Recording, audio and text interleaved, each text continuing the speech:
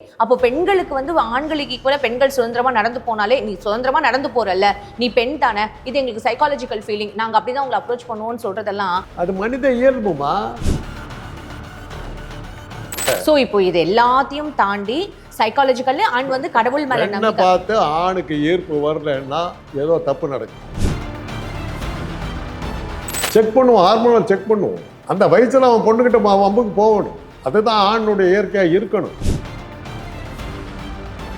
அந்த காலத்தில் என்ன பண்ணுவாங்க, தாவணி போட்டவொன்னு ஸ்கூல் விட்டு நிறுத்திடுவாங்க. படிக்க வைக்கிறதே குறைச்சல் அந்த காலத்தில் பெண்களை.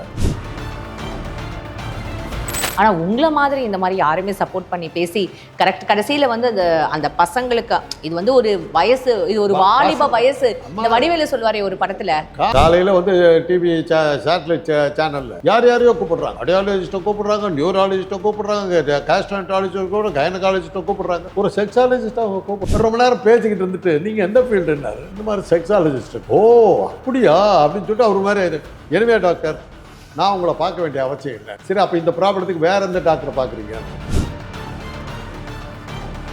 யோக்கியமானவனுக்கு வராது, அடுத்தது முடியாதவனுக்கு வராது. நீங்கள் முடியாதவனை யோக்கியமானவனா சொல்லுங்க. வாய மூட்டு உட்காரு. என்ன வேடிக்கைன்னா அவருக்கு 2 பொட்டை. ஒரு பொண்ணை போய் ஐ லவ் யூன்னு சொல்கிறாங்க, இப்போ திருப்பி ஐ லவ் யூன்னு சொன்னாக்க மேட்ரு ஓவர். அவள் சொல்லலைன்னாக்கா அவளை ஃபோர்ஸ் பண்ணிங்கன்னா நீங்கள் பண்ணுற இது eve teasing. Okay I love you அப்படின்னாக்கா அதுக்கப்புறம் அந்த பாதி பையன் ஓடிடுவான். அது உதாரணத்துக்கு நானே என்னை பற்றி உங்ககிட்ட சொல்லி மாட்டியிருக்கேன். நான் பேசுனது தப்புமா, நான் இனிமேல் அந்த மாதிரி பேசுவேன். அன்னைக்கு விட்டது தான். அந்த நேரத்தில் முழங்காலுக்குள்ள எதுவுமே ஒர்க் பண்ணிட்டேன். பெட்டான்னு பூமியே இல்லை. நீங்க தான் ரொம்ப தைரியமான ஆளாச்சு. அன்னைக்கு தான் எனக்கு தெரிஞ்சது நமக்கு ஒன்றுமே இல்லைன்னு. உண்மையாகவே பெண்ணை கெடுக்கணும்னு நினைக்கிறவன்லாம் பேச மாட்டாம்மா. ரொம்ப அமைதியாக உட்காந்து.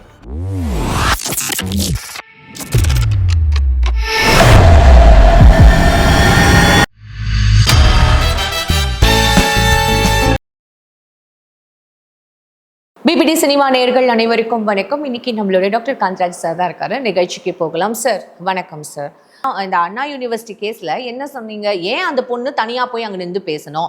ஏன் இப்ப இந்த பொண்ணு இங்க டிராவல் பண்ணணும்? ஏன் அந்த பொண்ணு அங்க நிக்கணும்? ஏன் பெண்களே? அப்போ பெண்களுக்கு வந்து ஆண்களுக்கு ஈக்குவலா பெண்கள் சுதந்திரமா நடந்து போனாலே நீ சுதந்திரமா நடந்து போறல்ல, நீ பெண் தானே, இது எங்களுக்கு சைக்காலஜிக்கல் ஃபீலிங், நாங்க அப்படிதான் உங்களை அப்ரோச் பண்ணுவோம்னு சொல்றதெல்லாம் அது மனித இயல்புமா. இதை நீங்க மாற்றணும். இதை நீங்க வந்து ஒரு கடவுள் நம்பிக்கை இருக்கா உங்களுக்கு? கண்டிப்பா சார். உங்க படைச்ச கடவுளை கேளுங்க, ஏன்டா இப்படி பண்ணேன்னு கேளுங்க. ஏன்டா இப்படி பண்ற? சோ இப்போ இது எல்லாத்தையும் தாண்டி சைக்காலஜிக்கல் அண்ட் வந்து கடவுள் மேல என்ன பார்த்து ஆணுக்கு ஈர்ப்பு வரலன்னா ஏதோ தப்பு நடக்குது. இப்போ நான் ஒரு செக்ஸாலஜிஸ்ட். பையன் வந்து மீசம் முளைக்க ஆரம்பித்ததுக்கு பிறகு பக்கத்தில் பொண்ணு வந்து உட்காந்தாக்கா அவன் சலனம் இல்லாமல் இருக்கிறான்னா பெற்றோர்கள் சில பேர் வருவாங்க, சார் என்னவோ தெரில அப்படின்னு. செக் பண்ணுவோம், ஹார்மோனல் செக் பண்ணுவோம். அந்த வயசில் அவன் பொண்ணுக்கிட்ட வம்புக்கு போகணும். அதுதான் ஆணுடைய இயற்கையாக இருக்கணும். 8ஆம் கிளாஸ் வரணும் ஒன்றா உட்காந்துருப்பாங்கம்மா கிளாஸில். இப்போ பொண்ணு பையனும் ஒன்றா உட்காந்துருப்பாங்க, ஒன்றுமே தெரியாது. அவன் பாட்டுக்கு உட்காந்து 2 பேர் அடிச்சுக்குவாங்க, பிடிச்சிக்குவாங்க, போட்டிக்கிட்டு. அங்கே செக்ஸ் பயாஸே இருக்கா, செக்ஸ் டிஃபரன்சியேஷன். 9th ஸ்டாண்டர்ட் அவன் ஏஜுக்கு வந்துடுவான், 13 வயசு. அவன் பக்கத்தில் உட்கார மாட்டேன். அந்த காலத்தில் என்ன பண்ணுவாங்க, தாவணி போட்டவொன்னு ஸ்கூல் விட்டு நிறுத்திடுவாங்க. படிக்க வைக்கிறதே குறைச்சல் அந்த காலத்தில் பெண்களை. அப்படியே சில பேர் படிக்க வச்சாங்கன்னா தாவணி போட்டாங்க, வயசு வந்துட்டு இப்போ முடிஞ்சு போச்சு. இப்போ என் சிஸ்டர்லாம் அப்படி தான் பண்ணாங்க. என்னுடைய பெரிய சிஸ்டருக்கு அதே தான் நடந்தது. ஆனா காந்தராஜ் சார், நீங்க வந்து மீடியாவை சொல்வீங்க, நீங்க ஒருத்தருக்கு மட்டும் அவ்வளோ வந்து ஒரு ஸ்பெசிஃபிக்கா ஒரு பர்சன் மட்டும் அப்படியே தூக்கி வச்சு பேசுறீங்க, சப்போர்ட் பண்ணி பேசுங்க. ஆனா உங்களை மாதிரி இந்த மாதிரி யாருமே சப்போர்ட் பண்ணி பேசி கரெக்ட் கடைசியில வந்து அந்த பசங்களுக்கு இது வந்து ஒரு வயசு, இது ஒரு வாலிப வயசு. இந்த வடிவேலு சொல்லுவாரே ஒரு படத்துல, காரணம் நீங்க வந்து பார்த்த எந்த இவனுமே வந்து இந்த மருத்துவத்துறையை சேர்ந்த யாரையும் நீங்க பார்த்ததில்லை. இப்போ காலையில் வந்து டிவி சேட்டலைட் சேனலில் யார் யாரையோ கூப்பிடுறாங்க. கார்டியாலஜிஸ்ட்டை கூப்பிடுறாங்க, நியூராலஜிஸ்ட்டை கூப்பிடுறாங்க, கேஸ்ட்ரோஎன்டராலஜிஸ்ட் கூட கைனகாலஜிஸ்ட்டை கூப்பிடுறாங்க, ஒரு செக்ஸாலஜிஸ்ட்டாக அவங்க கூப்பிடுறது. ஏன்னா ஒரு பெரிய மனுஷன் ஒருத்தரோ வந்து பேசிக்கிட்டு இருந்தார். எங்கள் அண்ணன் மந்திரியாக இருந்த காலத்தில் அவர் வீட்டில் தான் நான் இருந்தேன். நான் டாக்டருங்கிறவர்களும் தெரியும், எந்த ஃபீல்டுக்கு டாக்டர்னு ரொம்ப பேருக்கு தெரியாது. ரொம்ப நேரம் பேசிக்கிட்டு இருந்துட்டு நீங்கள் எந்த ஃபீல்டுன்னாரு. இந்த மாதிரி செக்ஸாலஜிஸ்ட்டுன்னா. ஓ அப்படியா அப்படின்னு சொல்லிட்டு அவர் மாதிரி, எனவே டாக்டர் நான் உங்களை பார்க்க வேண்டிய அவசியம் இல்லைன்னாரு. சரி, அதாவது ரொம்ப பியூராக இருக்கிறதா சொல்கிறதுக்காக நான் உங்களை பார்க்க வேண்டிய அவசியம் இல்லை. சரி, அப்போ இந்த ப்ராப்ளத்துக்கு வேறு எந்த டாக்டரை பார்க்குறீங்க? நான் இப்படி சொல்கிறது மூலமாக நீங்கள் வந்து உங்களை தூய்மையானவர் காட்டிக்கு பார்க்குறீங்களா? எனக்கு இந்த ப்ராப்ளம்லாம் கிடையாது சார். 2 பேர்த்துக்கு தான் ப்ராப்ளம் வராது. யோக்கியமாக இருக்கவனுக்கு வராது, அடுத்தது முடியாதவனுக்கு வராது. நீங்கள் முடியாதவனை யோக்கியமானவனா சொல்லுங்கள். எங்கள் டிபார்ட்மெண்ட், எங்கள் ஜிஹெச்சில் நான் ஒர்க் பண்ணிட்டு இருக்கும்போது எங்கள் சூப்பரண்டாக இருந்த ஒருத்தர் வந்து எங்களை கண்டா பிடிக்காது. Politics, inter politics. அந்த பாலிடிக்ஸில் ஒரு நாள் வந்து ஒரு டர்ட்டி டிபார்ட்மெண்ட் உங்களுக்கு அப்படின்னாரு எங்களை வச்சுக்கிட்டு. எனக்கு கொஞ்சம் ஏதாவது எங்கள் அண்ணா இப்போ மந்திரிலேயே அந்த திமிர் நமக்கு இருந்தது. நான் சொன்னேன், உங்களுக்கு அது தேவைப்படாது சார். வாட் அப்படின்னாரு. செக்ஸு இப்போ ஓரியன்டாக இருக்கவங்க, செக்ஸு முடியறவங்களுக்கு தான் சார் எங்கள் டிபார்ட்மெண்ட்டு. உங்களுக்கு அதில் 2மே இல்லைன்னு தெரியுது, நீங்கள் தேவைப்பட மாட்டீங்க. அப்போ எங்கள் டிபார்ட்மெண்ட் டர்ட்டி தான். வாயை மூட்டு உட்காந்து என்ன வேடிக்கைன்னா அவருக்கு 2 பொண்டாட்டி. இதெல்லாம் என்ன சொல்ல வர்றேன்னா, என்னுடைய டிபார்ட்மெண்ட்டில் வந்து நாங்கள் சொல்கிறதே அதுதான். இல்லாமை இயலாமை, இதுதான் எங்கள் டிபார்ட்மெண்ட். இல்லாமை கிடைக்கல, யோக்கியனா இருக்கான், உபதேசம் பண்ணுவான். ஏன்டா இப்படி கட்டுட்டு போகிறீங்க, ஏன்டா இப்படி பண்ணுறீங்க, பாப்பா ஒன்றுங்கன்னா இப்படி தெய்வமானு நினைக்கணும். ஆள் கிடைச்சதுன்னா இவன் தான் முதல் ஆளாக நிற்பான்.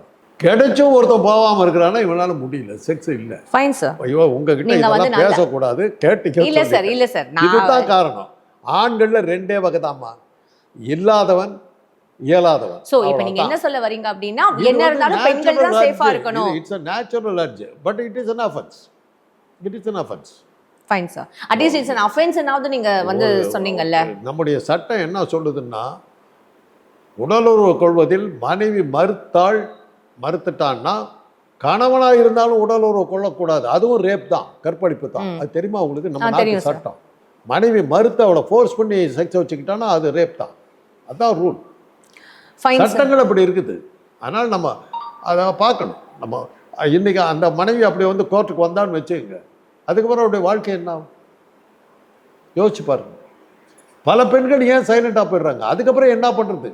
இந்த கேஸெல்லாம் உன்னை புள்ள தள்ளிப்படுறீங்க, என்ன ஆகும்? சமூகம் பூரா புருஷனையே உள்ள தள்ளக்கூடிய ஜாக்கிரதையாக இருக்கும். இப்போ நீங்களே பேசுவீங்க, அவை என்ன அவ வீராங்கனை மாதிரி பேசுவா, புருஷனையே உள்ள தள்ளுவேன், எல்லாம் சேர்ந்து நீங்களே பாய்காட் பண்ணுவீங்க.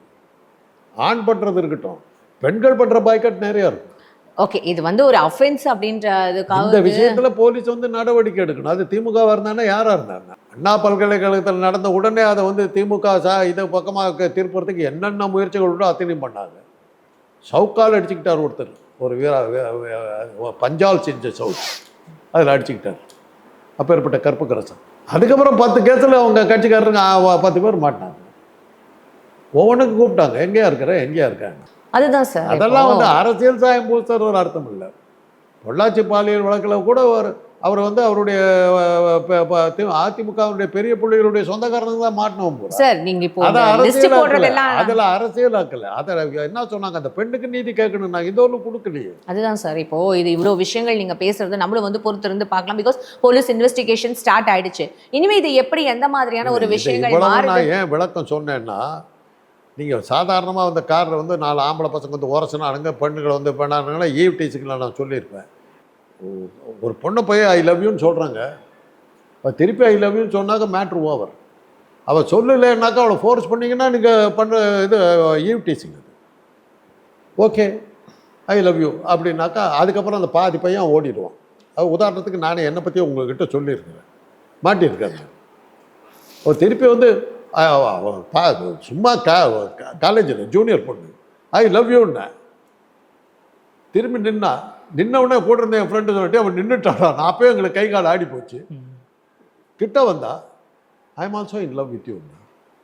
நான் பேசுனது தப்புமா, நான் இனிமேல் அந்த மாதிரி பேசுவேன். அன்னைக்கு விட்டது தான்.